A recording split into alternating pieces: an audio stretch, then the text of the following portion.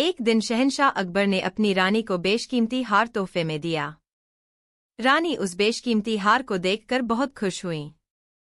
अकबर, ये लीजिए बेगम साहिबा, हमारी तरफ से आपके लिए ये तोहफा। रानी, बादशाह सलामत, ये तो बहुत खूबसूरत है। ऐसा हार तो मेरे पास एक भी नहीं है। मुझे ये बहुत पसंद आया, बहुत खूबसूरत है। अकबर, हाँ बेगम साहिबा, खूबसूरत तो होगा ही। मैंने इसे खास कारीगरों से बनवाया है, खास आपके लिए। रानी, ये मुझे बहुत पसंद आया। मैं इसे हमेशा अपने पास रखूंगी, कभी अपने से अलग नहीं होने दूंगी। मैं बहुत खुशनसीब हूँ, जहाँपनाह। अकबर, आपको हमारा तोहफा पसंद आया, जानकर हमें बहुत खुशी हुई। आप जब भी इसे पहनेगी इसमें आपको हमारा प्यार नजर आएगा। रानी, शुक्रिया, जहाँपनाह।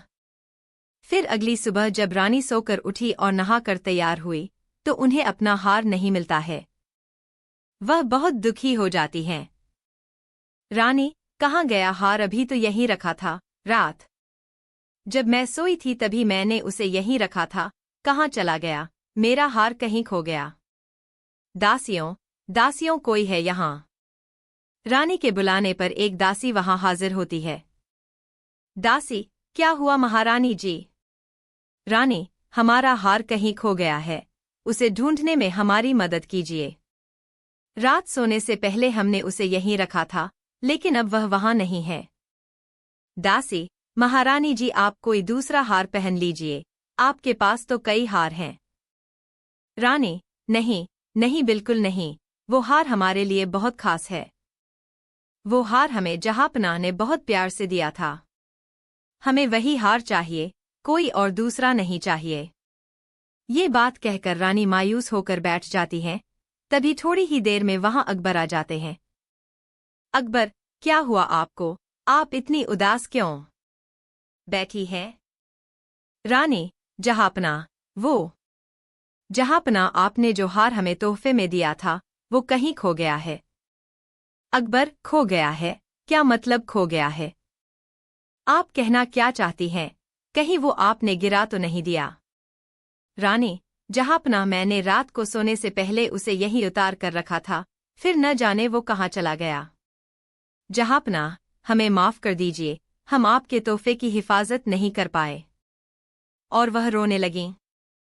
अकबर, महारानी आप रोए मत।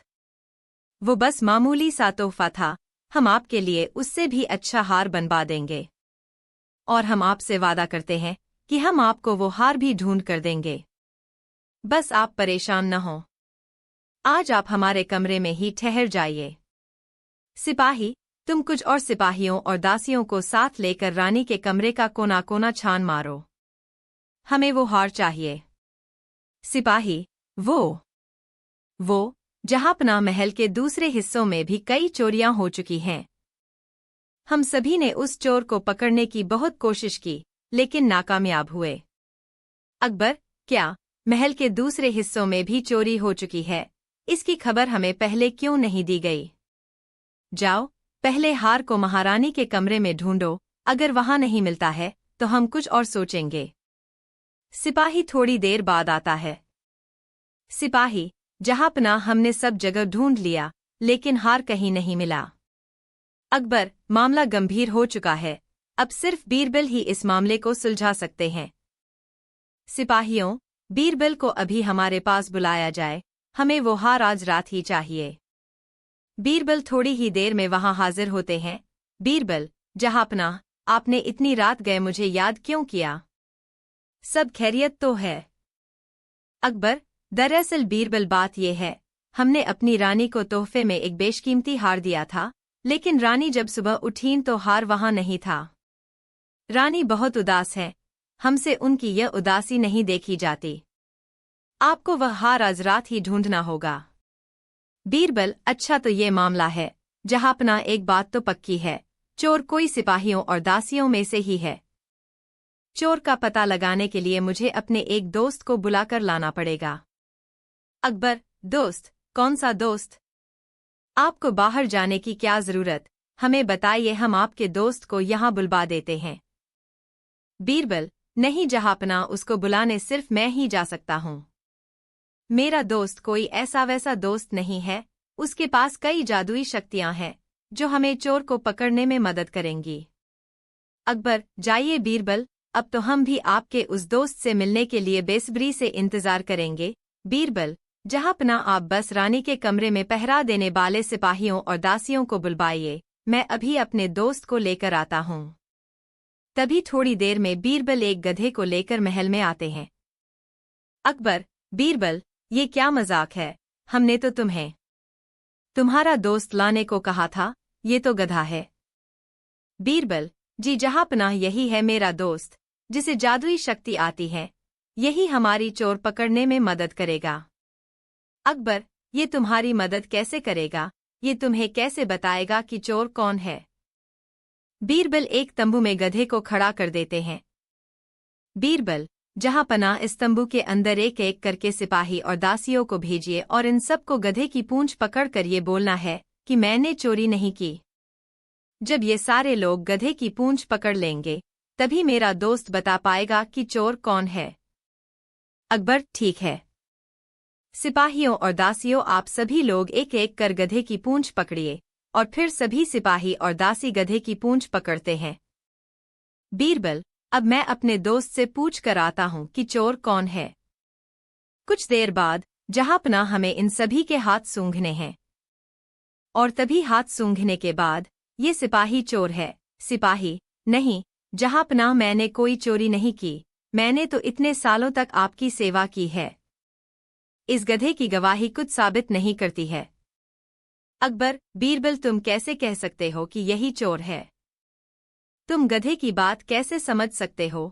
बीरबल, जहाँपनाह, मैंने उस गधे की पूंछ पर एक खास इत्र लगा दिया था, इसलिए मैंने इन सभी से गधे की पूंछ पकड़ने को कहा। और जहाँपनाह, मैं ये भी जानता था कि चोर पकड़े जाने के डर से गधे की पूंछ नहीं पकड़ेगा। उस इत्र की खुशबू सभी के हाथों में से आ रही थी, लेकिन जब मैंने इसके हाथ सूंघे तो इसके हाथों में वह खुशबू नहीं आ रही थी, इसलिए यही चोर है। अकबर, नमक हराम, हम तुम्हें इसकी सजा देंगे। सिपाही, नहीं जहाँपनाह, मुझे माफ कर दीजिए, मैं लालची हो गया था, मुझे माफ कर दीजिए, मैं चोरी की हुई सारी चीजें लौटा दूंगा, बस मुझे माफ कर दीजिए। अकबर, नहीं, तुम्हें माफ नहीं किया जा सकता है, जिस थाली में खाते हो उसी में छेद करते हो। सिपाहियों, ले जाओ, इसे काल कोठरी में डाल दो। बीरबल, एक बार फिर आपने अपनी चतुराई से उस चोर को पकड़वा दिया, शुक्रिया बीरबल। शुक्रिया बीरबल, शुक्रिया जहाँपनाह। कहानी 2। एक बार की बात है जब बादशाह अकबर अपने दरबार में बैठे थे। दरबार में विभिन्न मंत्रियों और दरबारियों की भीड़ लगी हुई थी। तभी एक दरबारी ने कहा, जहाँपनाह, बीरबल की बुद्धिमानी की चर्चा दूर दूर तक फैली हुई है, लेकिन कभी कभी वे भी गलती कर जाते हैं। इस पर अकबर ने कहा, यह सच है, लेकिन हम ये भी जानना चाहते हैं कि क्या बीरबल कभी अपनी गलती को मानते हैं? सभी लोग चुप हो गए। अकबर ने फिर बीरबल को बुलाया और कहा, बीरबल, क्या तुम कभी अपनी गलती मानने का साहस करोगे? बीरबल ने कहा, जहाँपनाह, यदि मैंने कोई गलती की है तो मुझे उसे मानने में कोई संकोच नहीं होगा। अकबर ने एक योजना बनाई। उन्होंने कहा, मैं तुम्हें एक परीक्षा में डालता हूँ। मैं तुम्हारे लिए एक प्रश्न पूछूंगा। यदि तुम सही उत्तर देते हो तो तुम अपनी बुद्धिमानी को साबित करोगे, लेकिन यदि तुम गलत हो तो तुम्हें अपनी गलती स्वीकार करनी होगी। बीरबल ने सहमति दी। फिर अकबर ने कहा, तुम्हें बताना होगा कि संसार में सबसे बड़ा सच क्या है। बीरबल ने कुछ समय तक सोचा और कहा, जहाँपनाह, सबसे बड़ा सच यह है कि हम सभी एक दिन मरेंगे। मृत्यु सभी के लिए एक समान है और इसे कोई भी टाल नहीं सकता। सभी दरबारियों ने बीरबल की बात सुनी और दंग रह गए। अकबर ने मुस्कुराते हुए कहा, बीरबल, तुमने सही कहा। मृत्यु का सत्य सभी के लिए है। लेकिन अब मैं तुम्हें एक और प्रश्न पूछता हूँ। बादशाह ने पूछा, यदि कोई आदमी तुम्हारे सामने खड़ा हो और कहे कि वह सच्चा है, तो तुम कैसे जानोगे कि वह झूठा है या सच्चा? बीरबल ने एक चतुराई दिखाई और कहा, जहांपना, मैं उसे एक आसान सवाल पूछूंगा। अगर वह सच्चा है तो वह उसे सही तरीके से जवाब देगा, लेकिन अगर वह झूठा है तो वह उत्तर देने में कतराएगा। अकबर ने बीरबल की बुद्धिमानी की प्रशंसा की और कहा, बीरबल, तुमने आज मुझे साबित कर दिया कि सच्चाई का बल हमेशा मजबूत होता है। तुम्हारी चतुराई और ज्ञान के लिए मैं तुमसे बहुत प्रसन्न हूँ। इस प्रकार बीरबल ने न केवल अपनी बुद्धिमानी से सवालों का उत्तर दिया, बल्कि अपने साहस और सच्चाई को भी साबित किया। इस कहानी से यह शिक्षा मिलती है कि सच्चाई का बल सबसे बड़ा होता है और हमें अपने सिद्धांतों पर अडिग रहना चाहिए। अकबर और बीरबल की यह कहानी आज भी लोगों को सच्चाई और बुद्धिमानी का महत्व सिखाती है। कहानी 3। दिल्ली की एक सराय में एक दिन 2 मुसाफिर अलग अलग आए और सराय के मालिक से रहने के लिए एक एक कमरा मांगने लगे। उस समय सराय में केवल एक कमरा ही खाली था। सराय के मालिक ने उन मुसाफिरों से कहा, भैया, कमरा तो एक ही है, इसलिए तुम में से किसी एक को ही कमरा मिल सकता है। तुम दोनों एक साथ ही सराय में आए हो, इसलिए मैं यह तय नहीं कर सकता कि तुम दोनों में से किसको कमरा मुहैया करूं। अगर तुम में से कोई पहले आया होता तो पहले आया, पहले पाया का निर्णय हो सकता था। अब तुम दोनों ही आपस में तय कर लो कि कमरे में कौन रहेगा। सराय मालिक की यह बात सुनकर दोनों मुसाफिर थोड़ा निराश हुए। उन मुसाफिरों में एक तेली था जो अपने तेल के कारोबार के लिए सरसों और तिल के दाने खरीदने दिल्ली आया हुआ था, तथा दूसरा मुसाफिर कसाई था जो दिल्ली में लगने वाले जानवरों के हाट से भेड़ और बकरे खरीदने के लिए आया हुआ था। तेली को हर हाल में सराय में जगह चाहिए थी, क्योंकि उस समय दिल्ली में तिलहन का बड़ा बाजार लगा हुआ था, जिसमें दूर दराज के किसान सरसों, तीसी, तिल, अरंडी, मूंगफली और ऐसे ही तेल निकाले जा सकने वाले अनाजों के साथ आए हुए थे। दूसरी तरफ कसाई भी सराय में जगह पाने के लिए कमर कस चुका था, क्योंकि जानवरों का यह बाजार दिल्ली में साल में एक बार ही लगा करता था। इस बाजार में बादशाह अकबर भी आते थे। अरबी नस्ल के कई घोड़े बादशाह अकबर ने इसी बाजार से खरीदे थे। जानवरों के इस बाजार में घोड़े, हाथी, ऊंट, गधे, हिरन आदि भी मिलते थे, तो वहीं गाय, बैल, भैंस, बकरियां, बाछे, भेड़ आदि भी। अरब, अफगानिस्तान जैसे देशों से भी जानवरों के व्यापारी अपने साथ चुनिंदा जानवर लेकर बाजार में बेचने के लिए आते थे। देश के कोने कोने से भी जानवरों के व्यापारियों की इस बाजार में आमद होती थी। कमरे में रहने की जरूरत दोनों मुसाफिरों की एक जैसी थी। सराय का मालिक किसी को भी कमरा देने का फैसला करने से इनकार कर चुका था। दोनों मुसाफिर एक दूसरे को अपनी जरूरत बताकर यह संकेत दे चुके थे कि उन्हें कमरे में रहना ही है। तेली और कसाई दोनों की कशमकश देखकर सराय के मालिक ने उनसे कहा, तुम दोनों इस दिशा में भी सोचो कि क्या तुम दोनों एक ही कमरे में रहकर अपना काम निपटा सकते हो। यदि एक साथ एक कमरे में रहने का फैसला तुम दोनों कर सको तो तुम लोगों की समस्या का समाधान हो जाएगा। सोच विचार कर लो और जो निर्णय करो वह मुझे बता दो। तेली और कसाई दोनों को सराय मालिक की यह बात पसंद आई। तेली ने कसाई से कहा, क्यों भाई, मुझे तो तिल की बोरियां खरीदनी है और हो सका तो सरसों की भी बोरियां खरीदूंगा। तुम्हें तो तिल और सरसों से कुछ लेना देना नहीं है, ऐसे में मुझसे तुम्हें दुराव की भी आवश्यकता नहीं है। हाँ भाई, कहते तो तुम ठीक ही हो। मुझे क्या करना है तिल और सरसों का? मैं तो यहाँ से सीधे भेड़ बकरों की मंडी का रुख करूंगा और भाव पड़ जाए तो 100-200 भेड़ बकरे खरीद कर ले जाऊंगा। हमारे धंधे अलग हैं, हमारी जरूरतें अलग हैं, हमारे बीच व्यावसायिक प्रतिद्वंद्विता भी नहीं है। क्यों न हम लोग एक ही कमरे में ठहर जाए? रात ही तो गुजारनी है।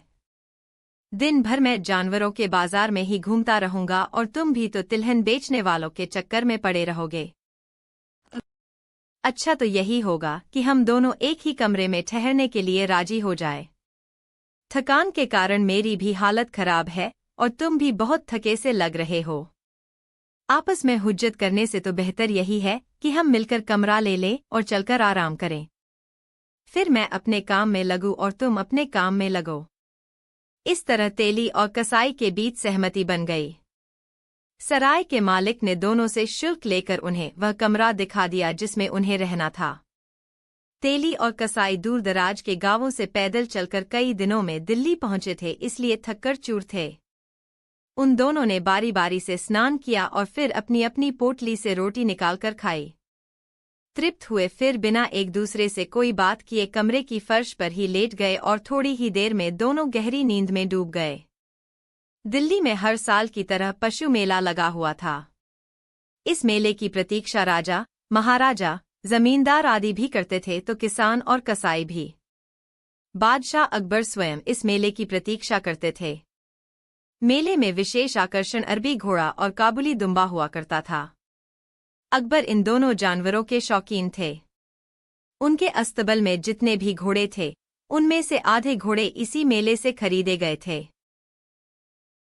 सराय में विश्राम करने के बाद जब कसाई जानवरों के बाजार की ओर निकला, उस समय तेली गहरी नींद में डूबा हुआ था।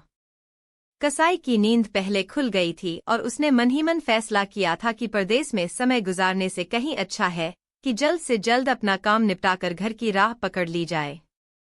ऐसा सोचकर कसाई ने सराय के मालिक से जानवरों के बाजार के बारे में जानकारियां हासिल की और उससे ही जानवरों के बाजार का रास्ता पूछकर वहां चला आया। जिस समय वह पशु मेले में पहुंचा, वहां अजीब सी अफरातफरी मची हुई थी। शाही सेना के वर्दीधारी जवान हाथ में भाले तलवार लिए इधर उधर चौकसी बरत रहे थे। दुकानों में विशेष सज्जा की गई थी, जैसे किसी जश्न की तैयारी हो।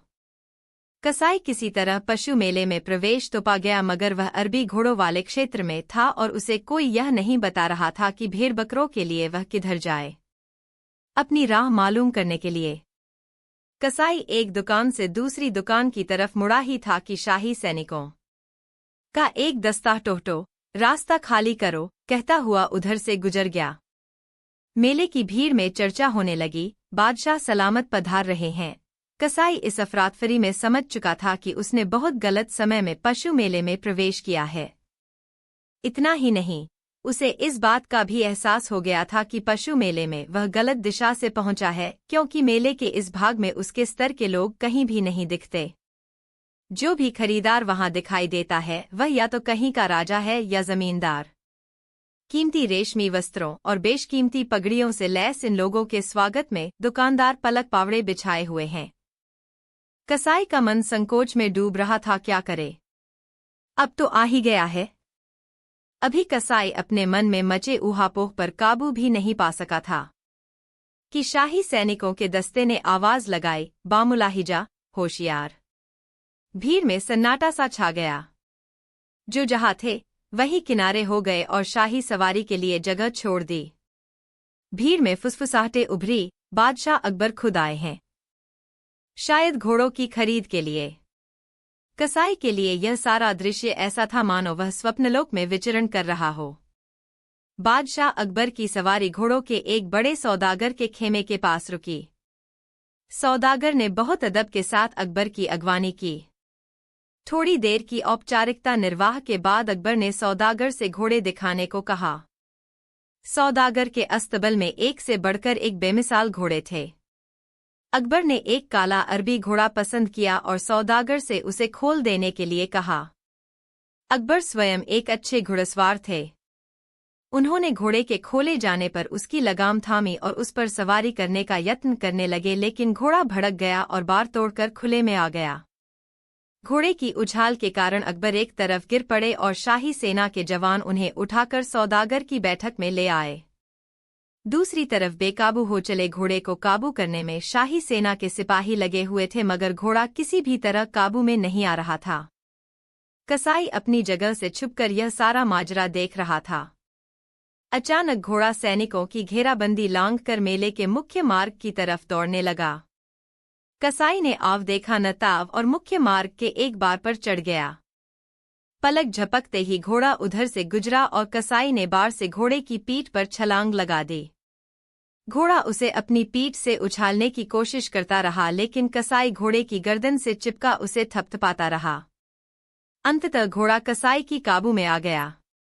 अकबर, सौदागर, शाही सेना के जवान सब कसाई की यह करामात देख रहे थे। कसाई सौदागर के पास पहुंचकर घोड़े से उतर गया और उसकी लगाम सौदागर को थमाते हुए कहा, माफ कीजिएगा, बिना इजाजत मैंने आपके घोड़े की सवारी की है, मगर हालात ऐसे बन गए थे कि मुझे यह गुस्ताखी करनी पड़ी। सौदागर ने कसाई की बातें सुनी और उससे कहा, भाई, तुमने तो जो कमाल कर दिखाया है उसके लिए तुम्हें इनाम मिलना चाहिए। तुम्हें पता नहीं, इस घोड़े पर सवारी करना आसान बात नहीं है। शाही सेना के जवानों ने भी कसाई की दिलेरी की तारीफ की। अकबर ने कसाई को अपने पास बुलाया और उसे शाबाशी देते हुए पूछा, तुम क्या करते हो? कसाई के लिए शहंशाह से रूबरू होने का यह पहला मौका था, इसलिए उसके चेहरे पर खुशी और उत्तेजना के मिले-जुले भाव थे। उसकी आवाज थरथरा रही थी। उसने अपनी कांपती आवाज में उत्तर दिया, जहांपनाह, मैं दिल्ली से 20 मील दूर बसे नरसिंहपुर गांव का निवासी हूं और कसाई का काम करता हूं। भेड़ बकरे की खरीद के लिए मैं दिल्ली आया हूं। मेले में भूल से गलत मार्ग से प्रवेश करने के कारण मैं इधर आ गया और घोड़े को भड़क कर दौड़ लगाते देखकर उसे रोकना अपना फर्ज समझा। अब मैं जहांपनाह के सामने हूं। यदि मुझसे कोई गुस्ताखी हो गई है तो मुझे माफ कर दें। कसाई की बात सुनकर अकबर को महसूस हुआ कि कसाई जितना बहादुर इंसान है उतना ही निर्दोष और निष्कपट है। उन्होंने कसाई से कहा, तुम एक अच्छे घुड़सवार हो, तुम चाहो तो तुम्हारी बहाली शाही सेना के घुड़सवार दस्ते में हो सकती है। मगर कसाई को बादशाह का यह प्रस्ताव स्वीकार नहीं हुआ। उसने अकबर से कहा, जहांपनाह, नरसिंहपुर एक छोटा सा गांव है। गांव का हर शख्स मेरा अपना है। मेरे गांव की हवा, पेड़, पौधे, नदी सब मेरा इंतजार करते हैं। मैं करने को तो कसाई का काम करता हूँ, क्योंकि यह मेरा पुश्तैनी धंधा है, मगर मेरा रोम रोम मेरे गांव और वहां के लोगों का ऋणी है। उनसे दूर जाकर जीने की बात तो मैं तसव्वुर में भी नहीं सोच सकता। शाही सेना में चाकरी की बात कैसे सोचूं? मुझ गवार को शाही रुतबे की कोई तलब नहीं है। मुझे माफ कर दें। अकबर को यह कसाई बहुत प्यारा आदमी लगा।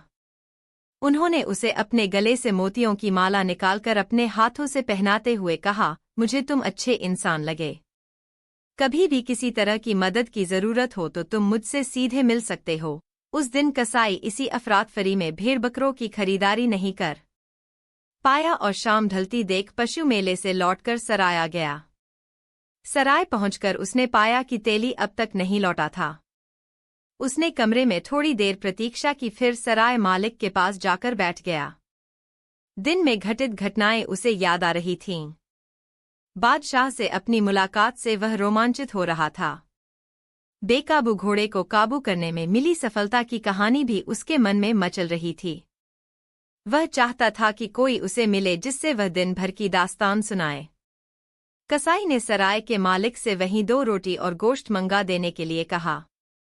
दिन भर की भागदौड़ में उसे भोजन की याद भी नहीं रही, जिसके कारण उसे भूख महसूस होने लगी थी। भोजन आ जाने के बाद भोजन करते हुए कसाई ने सराय के मालिक से आज पशु बाजार में घोड़ा भड़कने, उसे काबू करने और बादशाह से अपनी मुलाकात की दास्तान कह सुनाई। सराय मालिक उसकी बातें औपचारिकतावश सुनता रहा, मगर उसकी बातों पर भरोसा नहीं किया। भला शाही सेना के जवान जिस घोड़े को काबू न कर सके हों, उस घोड़े को इस कसाई ने काबू कर लिया। कौन विश्वास करेगा? जब कसाई भोजन कर चुका तब सराय मालिक ने उससे कहा, अब जाओ, अपने कमरे में जाकर आराम करो, मुझे और भी काम करने हैं। कसाई थोड़ा उदास तो हुआ, मगर क्या करता। वहां से उठकर वह अपने कमरे में आ गया। मन ही मन सोचता हुआ, विचित्र है, यहाँ के लोग किसी के प्रोत्साहन के लिए 2 शब्द बोलना नहीं चाहते। कसाई को कमरे में आए अधिक देर नहीं हुई थी कि तेली भी आ गया। तेली को देखकर कसाई ने महसूस किया कि वह उसमें कोई रुचि नहीं ले रहा है। कसाई ने स्वयं उसका ध्यान अपनी ओर आकृष्ट किया। कैसे हो तेली भाई? लगता है तिल और सरसों की खरीदारी तुमने कर ली है। हाँ भाई, बाहर बैलगाड़ी पर तिल और सरसों की बोरियां लदी हुई हैं। ईश्वर की कृपा रही तो कल सुबह एक बैलगाड़ी सामान और पहुंच जाएगा। सामान पहुंचते ही मैं अपने गांव के लिए रवाना हो जाऊंगा। तेली ने उत्तर दिया। थोड़ी देर के बाद तेली सोने चला गया। मजबूर होकर कसाई भी चटाई बिछाकर लेट गया। सुबह कमरे में खटपट की आवाज से कसाई की नींद खुल गई। उसने बिस्तर पर पड़े पड़े ही अपने आसपास की हलचल से समझ लिया कि तेली अपने सामान बैलगाड़ी पर लदवा रहा है। लेटे लेटे ही कसाई ने चटाई के सिरहाने हाथ रखा तो चौंक पड़ा। वह झटके से उठा और हड़बड़ाकर चटाई हटाई, मगर चटाई के नीचे कुछ भी नहीं था। उसे अच्छी तरह याद था कि सिक्कों से भरी चमड़े की थैली उसने सोने से पहले चटाई के नीचे दबा दी थी।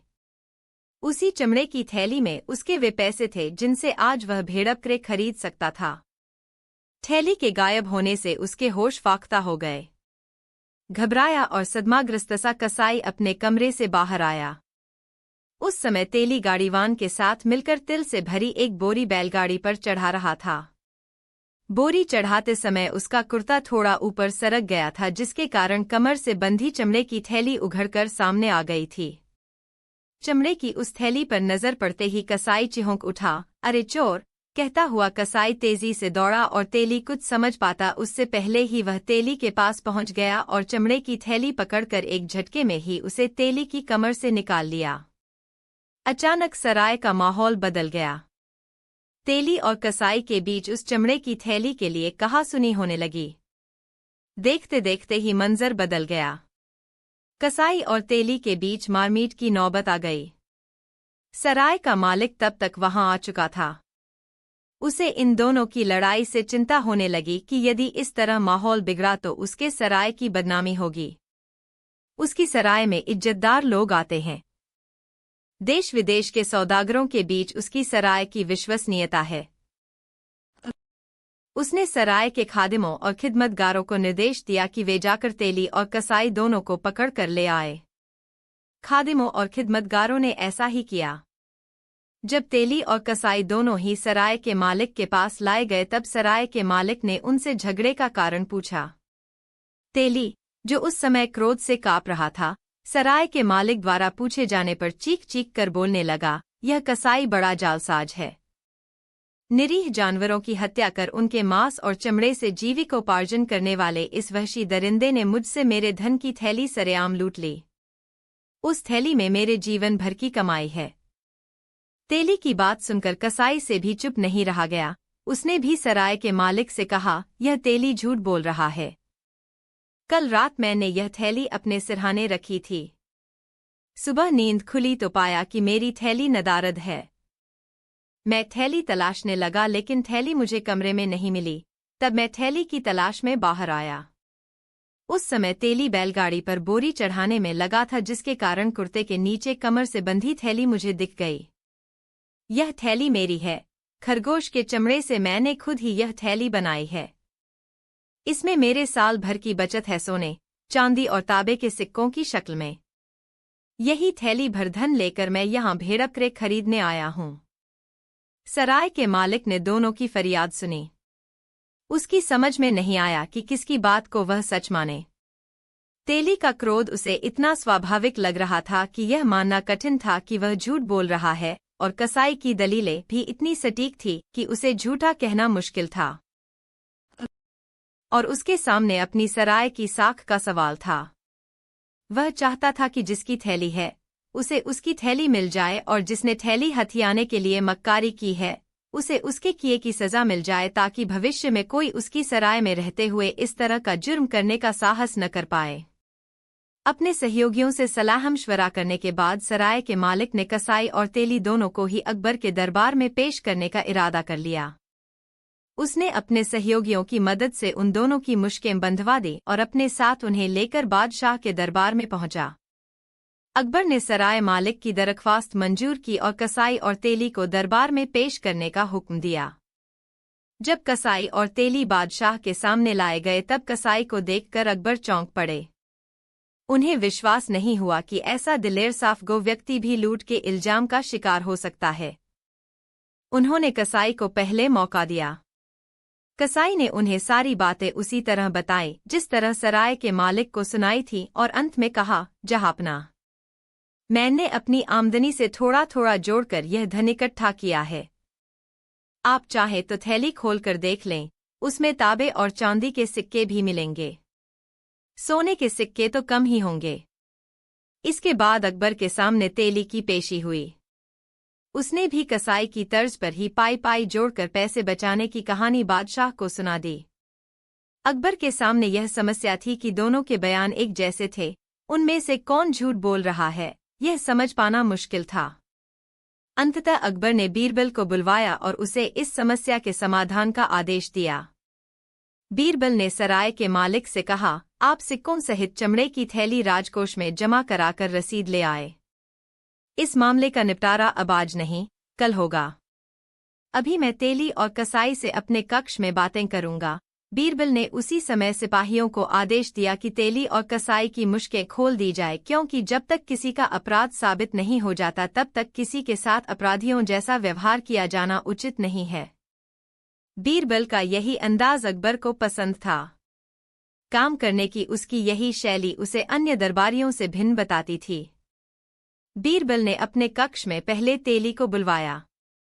उसने तेली को अपने पास बहुत प्यार से बिठाया और उससे कहा, तुम तो बहुत सुलझे हुए व्यवसायी लगते हो, तुम कैसे इस चोरी के इल्जाम में फंस गए?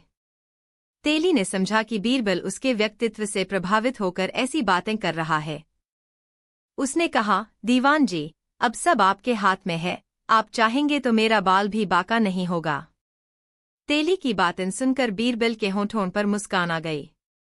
उसने तेली से पूछा, थैली में तुम जो सिक्के डालते थे वह तो तेल बेचते समय जो सिक्के ग्राहकों से मिलते थे उनमें से ही एक दो सिक्के रहते होंगे, है ना? जी हाँ, दीवान जी, आपने बिल्कुल ठीक समझा, तेली ने कहा। तब तो ऐसा भी जरूर होता रहा होगा कि तुमने माप से ग्राहक के बर्तन में तेल डाला, उससे पैसे लिए और उनमें से कुछ पैसे गल्ले में डाले और कुछ बचत की दृष्टि से थैली में डाल दिए। ग्राहक और दुकान दोनों पर ध्यान रहने के कारण तुम्हें हाथ का तेल पहुंचने की भी याद नहीं रहती होगी, है न? जी हाँ, दीवान जी, बिल्कुल ठीक कहा आपने, तेली ने फिर हामी भरी। ठीक है, अब जाओ, आराम करो। बाहर जो सिपाही हैं, वे तुम्हारे आराम की व्यवस्था कर देंगे। बीरबल ने तेली को बाहर भेज दिया और कसाई को बुलवाया।